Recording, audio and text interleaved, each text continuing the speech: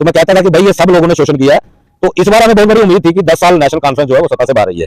और सच कहूं तो डेली वेजर की बर्बादी की फाउंडेशन स्टोन जो रखा है ना, वो नेशनल कॉन्फ्रेंस ने रखा था। तो हमें लगा कि 10 साल सत्ता से दूर रहने के बाद इनको अपनी कुछ गलतियों का एहसास हुआ होगा कि 2014 में जो गलती हुई थी, जैसे डेली वेजर को नजरअंदाज करके 2 साल की रिटायरमेंट एज उस वक्त उमर अब्दुल्ला सरकार ने बढ़ा दी थी, जिस वजह से उमर अब्दुल्ला सरकार को हार का सामना करना पड़ा। तो शायद इन्होंने कुछ सबक सीखा होगा और इन्होंने बार बार इलेक्शन के दौरान उमर अब्दुल्ला साहब ने कहा था कि हमारी सरकार आएगी, हमारी पहली प्रायोरिटी पे डेली वेजर का इशू होगा, हम इसको रिजॉल्व करेंगे। तो हमें बजट से बहुत बड़ी उम्मीद थी कि बजट के अंदर डेली वेजर की रेगुलाइजेशन का जो है वो प्रावधान रखा जाएगा। लेकिन कल बजट पेश हुआ और वो टोटली जो है डेली वेजर के मुद्दे को नजरअंदाज किया गया और जो डेली वेजर के लिए एक बहुत ही बड़ा निराशाजनक बजट जिसको हम कहें कि वो था। हमें तो ये उम्मीद थी कि कल ही हमारी रेगुलाइजेशन का फैसला हो जाएगा। और फिर जब शाम को उमर अब्दुल्ला साहब से मीडिया चैनल्स पूछ रहे थे कि डेली वेजर के लिए आपने कुछ नहीं किया, तो एक तो उनका जो रिएक्शन था वो सामने दिख रहा था कि वो डेली वेजर के हक में नहीं है, यानी कि ये नशा हो गया ना, बॉडी लैंग्वेज बता रही थी। लेकिन फिर भी उन्होंने कहा कि हम इनका नंबर इकट्ठा कर रहे हैं, उसके बाद इनके लिए हम पॉलिसी बनाएंगे, आने वाले समय में हम बनाएंगे। लेकिन वो समय कब आएगा इस चीज की कोई जानकारी नहीं। तो दूसरा मैं उनसे 2 सवाल पूछना चाहता हूँ। आज उमर अब्दुल्ला साहब नंबर्स की बात कर रहे हैं। 2014 में उमर अब्दुल्ला साहब के टेबल के ऊपर इन्हीं की बनाई हुई कैबिनेट सब कमेटी ने 24 अक्टूबर 2014 को एक रिपोर्ट सबमिट की थी, जिसमें 61,011 लोगों का डाटा फाइनलाइज हुआ था ऑल डिपार्टमेंट्स के अंदर। इन्हीं की बनाई हुई कैबिनेट सब कमेटी थी, इनके पास वो डाटा पहुंचा। और अब इलेक्शन के रिजल्ट निकलने के 1 या 2 दिन के बाद अब्दुल रहीम राठौर साहब का इंटरव्यू हमने सुना था, जिसमें उन्होंने स्पष्ट कहा था कि वो कैबिनेट की सब कमेटी की रिपोर्ट जो है वो ऑलरेडी कैबिनेट सेक्टर के अंदर पड़ी हुई है। उसी रिपोर्ट को उठा करके वही नंबर है, कौन सा नंबर बदल गया?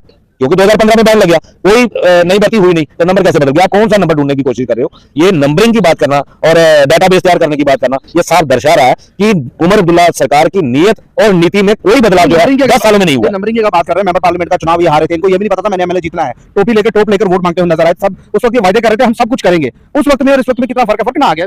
वो जो हम कहते हैं ना सत्ता का नशा आंखों में हो जाता है, वो हो गया, लेकिन इतनी जल्दी हो जाता है ये हमने एक्सपेक्ट नहीं किया था। 4 ही महीने हुए सत्ता में बैठे हुए, तो 4 महीने में भी इतना नशा हो गया कि इनके मंत्रियों को, इनके संतरियों को पता ही नहीं चल रहा कि हम बोल क्या रहे हैं और कर क्या रहे हैं। एक तरफ ढोल नगाड़े बजाया जा रहा है, बड़ा अच्छा बजट किसके लिए आया बजट? एक नई स्कीम आ गई, पहले बीपीएल सुनते थे कि बीपीएल, आज एएवाई आ गया, अब नेक्स्ट पता नहीं क्या आने वाला है। किन लोगों को आप कह रहे हो हमने वुमेन्स के लिए बस सर्विस फ्री कर दी? कहां कर दी? कितनी बसें आपने स्मार्ट सिटी में लगाई हुई हैं? कितने रूट्स के ऊपर आपकी बसें चलती हैं? मतलब कि लोगों के साथ बहुत बड़ा धोखा जो है।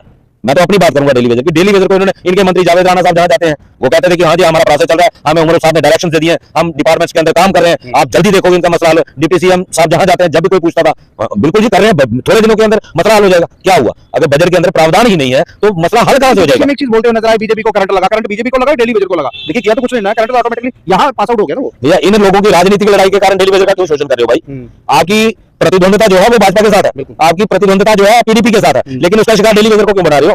लोगों ने आपके ऊपर इस भरोसे में आपको वोट दिया कि चलो पीछे बीजेपी की सरकार रही, एलजी प्रशासन रहा, पीडीपी की सरकार रही, डेली वेजर पक्के नहीं हुए। चलो आपने कुछ 10 सालों में सीखा होगा, तो आपको वो एहसास हुआ होगा कि डेली वेजर की क्या तकलीफ है। डेली वेजर ने इस बार आपको वोट दे दिया, आपको सत्ता दे दी, लेकिन आप भी तो उसी रास्ते में जा रहे हो। आप क्या कर रहे हो? कम से कम आपने पेंडिंग वेजेस तक नहीं अनाउंस की बजट के अंदर, कोई रेगुलाइजेशन का कोई रोड मैप आपने उसमें नहीं रखा बजट में। तो इससे ये साबित हो गया कि 1 साल तो आप कुछ करने वाले हो नहीं।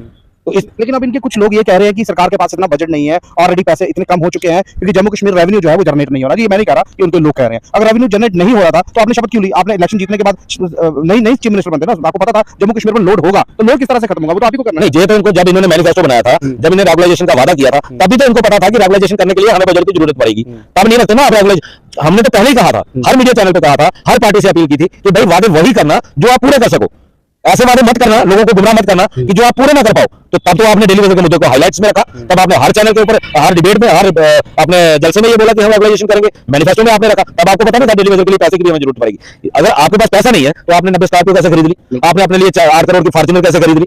वो कहां से पैसा आ गया? तो जब अपने लिए जरूरत होगी तब पैसा है, जब जनता को देने के लिए जरूरत आएगी पैसा नहीं। कुछ एमएलए गाना भी गाते हुए नजर आए, वादा तो टूट जाता है, वादा पूरा करना चाहिए। देखिए वो अपनी सैलरी जो है वो बढ़ाने के चक्कर में, डेली वेजर को आगे रखकर अपनी सैलरी बढ़ाने के चक्कर में 3 लाख सैलरी कर दिया। अगर 3 लाख इनकी सैलरी करनी है, वो भी तो कहीं ना कहीं बजट से पैसा निकल के आएगा। बिल्कुल देखना, मुझे तो लगता है उनकी बात मान ली जाएगी, अपने लिए कोई विरोध नहीं करेगा उनका। अगर वो ऐसा कोई प्रावधान लाते हैं तो ये सारे यस करेंगे, क्योंकि अपने ये लोग आजकल बहुत जमाना चला गया गुलशन जी, जब सत्ता में लोग जनता के लिए आते थे। आज लोग अपने परिवार के लिए, आज अपनी कमाई करने के लिए सत्ता में आते हैं। आज जनता के मुद्दों के सलूशन के लिए कोई सत्ता में नहीं आ रहा। बहरहाल जनता के मुद्दों के लिए कोई सत्ता पर नहीं आ रहा, लेकिन यहाँ बात की जा रही थी डेली वेजर्स की। वो डेली वेजर जो लगातार काम कर रहा है, कंटिन्यूअसली कर रहा है, और जितने भी डिपार्टमेंट में डेली वेजर काम कर रहा है वो